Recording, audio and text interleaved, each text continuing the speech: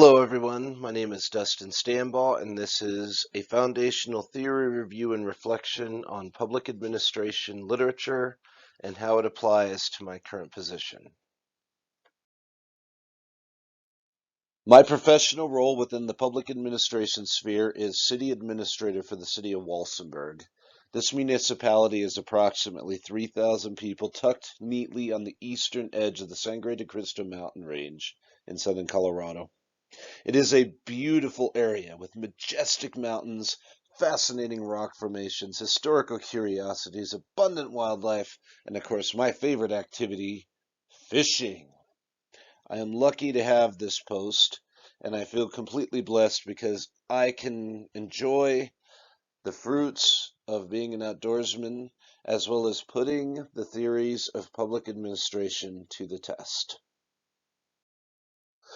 Franklin Johnson Goodnow wrote the work Politics and Administration that was published in 1900.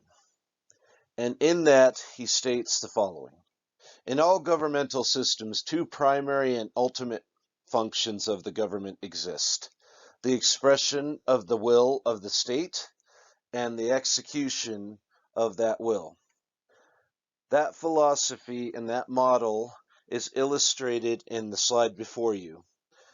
Goals and policy are enacted by the board or the elected officials, and professional administration is who actually makes it happen by the means. And while there's a theoretical and empirical models here, the concept is the same. When I go to council and ask for them to purchase a vac truck for me, it is me asking for council to sign off on the means for me to do my job, which is maintain our sewer lines. It is situations like that, which is why I owe Mr. Goodnow a lot of thanks for having a job and having the opportunity to make things happen on behalf of the citizens of Walsenburg. James Savara, a professor with the Arizona State University's School of Public Affairs, weighed in on the discussion of the political administration dichotomy with his model, which he calls the mixture of policies model, which includes externalities such as values, costs, and benefits. Depending on the government being examined, the sketch of the four-part model will be different depending on the measurement of that particular government. The model shown in this system isn't considered to be an equilibrium. However, in reality, equilibrium is rarely the case.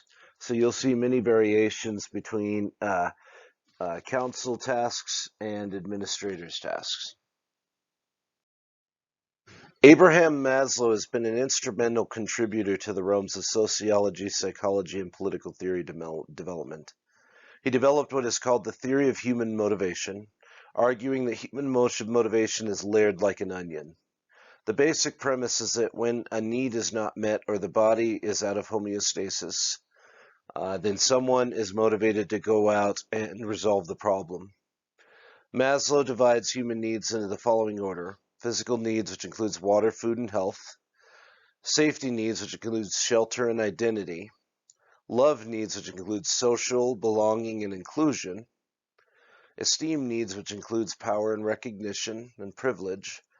And 5, self-actualization, which includes personal development and creativity. These concepts are still in use today and assist managers with not only serving the needs of their constituents, but also serving the needs of their staff members. Decision theory is based on the idea that decisions are the predicates of action, and actions are almost always based on accumulated decisions. Herman K. Simon, a political scientist, was frustrated with the modern study of administration because he believed that public administration should be more based in science, i.e. decisions. According to Simon, correctness of administrative decisions was thus measured by two things: adequacy of achieving the desired objective and efficiency with which the result was obtained. Further, the task of choice he divided into 3 required steps. ID and list all of the alternatives. Determine all consequences resulting from each of the alternatives, and compare the accuracy and efficiency of each set of consequences, and then pick the one that was most desired. All of this put together leads to the modern problem-solving process. I've seen it in a number of places: the Army, my troubleshooting, and municipal government. It is a grounding that is based in common sense, and I definitely can see this applied all over the place. In 1952, Simon and Waldo had a great debate about their two perspectives on the concept of decision-making theory. The two opposing perspectives have had a huge influence on public administration up to today. The perspective of Waldo mainly is philosophical, logical, and deductive. It is a scholarship primarily associated with the tension between democratic values and bureaucratic behavior. Simon's perspective is purely quantitative. He wants to dig into the nuts and bolts of human decision-making and measure them. Game theory is an offshoot of that philosophy. These two perspectives play off of each other and are reflected in later contributions by other scholars. For example, Waldo is focused on the qualitative side of decision-making. He's focused on the good life, how decisions are made, who should rule, separation of powers, and centralization versus decentralization. Both sides are extremely important, and both sides reflect different aspects of the decision-making process. If you can't have one without the other. And that's definitely something that I practice every day, because I have to examine every decision that I make to make sure it's within line with the law and make sure it's ethical at the same time. Frederick W. Taylor wrote Scientific Management, and in that he prescribed 4 areas that organizations can implement to improve their performance. One is time and motion study. The second one is training. The third one is supervision, and the fourth one is differential rewards. In a time and motion study, basically you're doing process improvement. You go to an area of the company or municipality or of your organization. You observe it over time. You measure different aspects, and then you come up with ways to improve the process.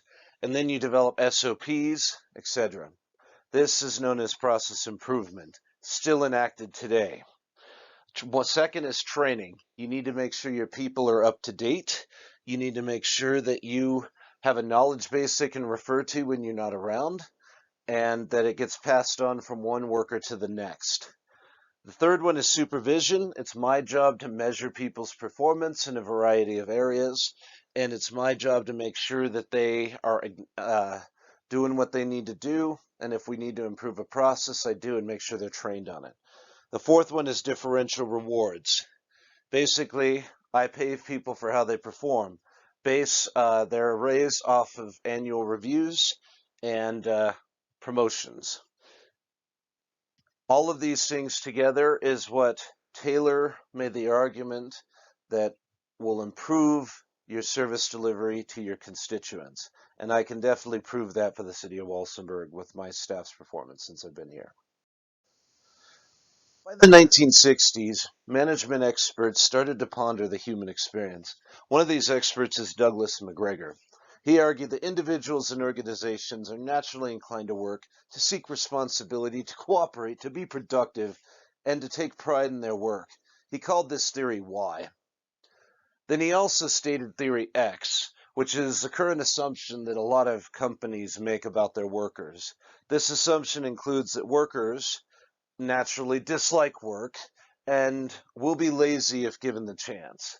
So a lot of the systems in place at these companies operating at theory X, such as micromanagement, explicit direction, and production quotas, those are all solutions to combat people's disinclination to work and natural inclination to be lazy. He called that theory theory X. Obviously, McGregor was a theory Y guy, and I can support McGregor's theory with a simple example: my teenage son. When I teach my son as though he's untrustworthy, he's naturally lazy, For some reason, he starts to act that way. But when I switched up my parenting and started treating him as trustworthy and started treating him as a person who is inclined to work, he completely shifted his behavior. So it's little situations like that that I am inclined to believe theory Y. In this presentation, I have presented 5 theories that have directly influenced my management style. The first one is the political administration dichotomy, which led to the creation of my job, which is the city council slash manager form of government, and the dichotomy that's inherent in the push-pull relationship that we have. The second one is Theory of Human Motivation by Maslow, which explains the layers of needs that people have. The third one is Decision-Making Theory and the Waldo and Simon debate, and the 2 different philosophies that have become dominant in the public administration sphere. The fourth one is Scientific Management Theory, which has led to things like SOPs for me, process improvement, and meritocracy. The fifth one is Organizational Humanism, which is the belief that if you treat people as trustworthy, they will act as you treat them. Thank you for watching my presentation.